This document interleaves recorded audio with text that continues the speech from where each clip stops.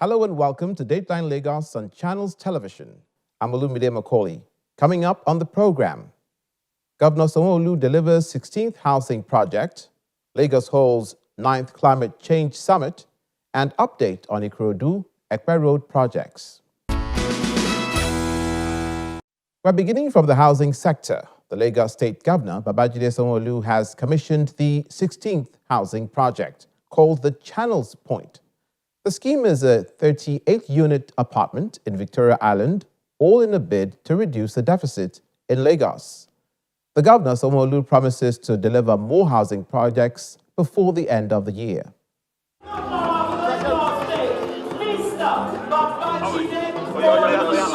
Governor Babajide Sanwo-Olu is at Victoria Island to commission Channels Point Apartments, the 16th housing project completed in the last 3 years of his administration.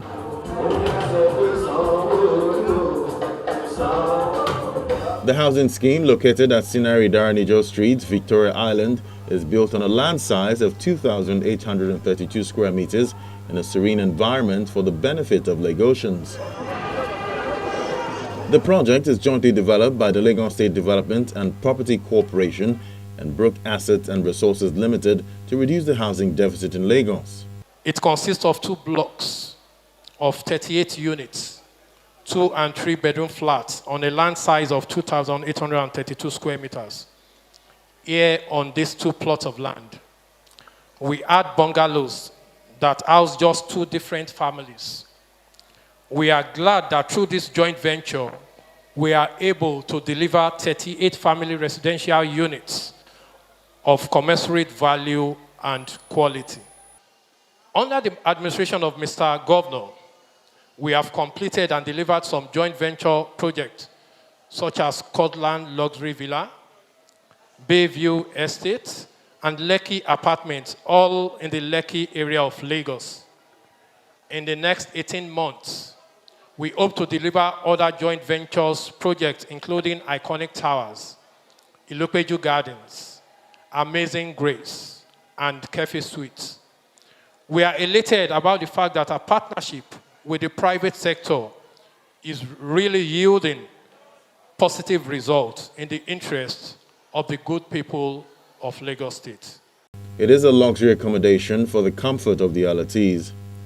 We're here to show gratitude, sir, to the Executive Governor of Lagos State for initiating this, allowing us to partake in the story of making Lagos State a 21st century economy. Thank you, sir. That is highly appreciated and applaudable. Thank you. Then with our partner, LSDPC. What can I say? LSDPC didn't just sign this project and leave us. They were here with us every day. They were here with us through the thick and thin. The days that we were smiling, the days we were crying, they were with us. Thank you so much. The Oniru of Iruland, Oba Abdulwasiu Lawal, commended the state government for providing affordable housing scheme for the people. I can recollect that I've been to over 5 housing projects or delivery that the governor commissioned in the last 3.5 years. I mean, for somebody that has done so much in the housing delivery, that has done so much in other sectors, such a person demands a second time. And by the grace of Almighty Allah and the good people of Lagos,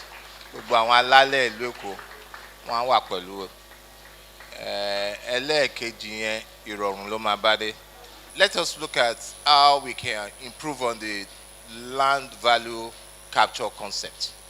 I asked the MD of LSDPC that what was there before? Just 2 duplexes and 2 bungalows. Look at what we have today, 38 units. Addressing the problem Mr. Ashogbamu went through, the idea of sprawling of Lagos, moving from to Lagos Central. We all know the challenges. The more reason why I have always been advocating for a compact, coordinated, and connected Lagos. With that, we'll be able to reduce the travel time. We'll be able to increase on our productivity. We'll be able to do a whole lot. For me, any government, I'm happy NPA management, they are also here. There are so many federal government properties that are just there that needs to be upgraded. This is a good opportunity for all of us. Let us upgrade, let us add value to those projects that are almost abandoned. Governor Sanwo-Olu says the urban renewal agenda for Lagos is still on course, and the goal is to provide modern housing for residents. Today is about the Channel Point Apartments, which I was humbled to have initiated several years ago. Ms. Larry, as she said, she stood her ground. She competed with other developers at that time. But her design and her commitment stood out. I think this is the 15th or the 16th housing project that we have handed over to our citizens. And I want to assure you that there's still a whole lot more that we'll have.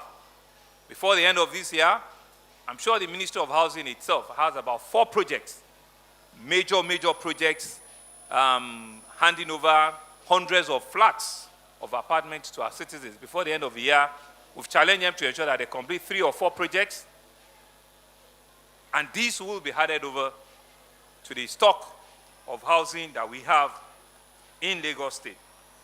We're not just building, we're ensuring that we build affordable housing that meets different strata of our citizens, from the low budget to the medium budget to beautiful apartments like this in the heart of Victoria Land. We're building houses, like they said, in Victoria Land. We're building in Ikorodu. We're building in Ekpe. We're building in Badagry. We're building in Lupeju. We're building in Surulere. We're building in Ikota. Almost all nooks and crannies of Lagos State is undergoing one major housing project or the other. And as we pursue this housing agenda, we are rigorously pursuing a comprehensive urban renewal. And it speaks to what the Kabiyesi said. Lagos continues to remain home to over 22, 23 million people, and the number is growing on a daily basis. And so we need to think out of the box. We need to be very rational, and we need to be very strategic and ensure that we can have a workable urban renewal project. Finally, is to assure you that this government remains committed at completing all of our projects. The Fourth Mainland Bridge, we did not promise it during our campaign, but we want to make it a topping for Lagos State indigenes. It's a 37-kilometer, it's like an M25, that will take you out from Lagos and will take you finally up onto the Lagos-Badagry Expressway. It's a 37-kilometer ring road. We're at the final stage, and we are working with the final 3 bidders on that project. We're hoping and we're praying that before the end of this year, we will have done groundbreaking and will have turned the sword for the commencement of the construction of the Fourth Mainland Bridge. And that will make a complete turnaround on all of our commitments. But just to also mention, since we're talking about road, that on Lekki-Ekpe Express Road, people forget that from Eleko Junction to Ekpe 2 years ago was completely impassable. Completely impassable. Your government has turned that road to a 6-lane rigid pavement. We have completed 18.7 kilometers from Eleko Junction to Ekpe. And very soon, we're inviting number 1 citizens to come and, with other things, come and commission it for us. The mini estate has modern facilities such as water treatment plant, LPG reticulation service, a fitness gym, swimming pool, rooftop cinema, sit-out space, and 2 elevators per block.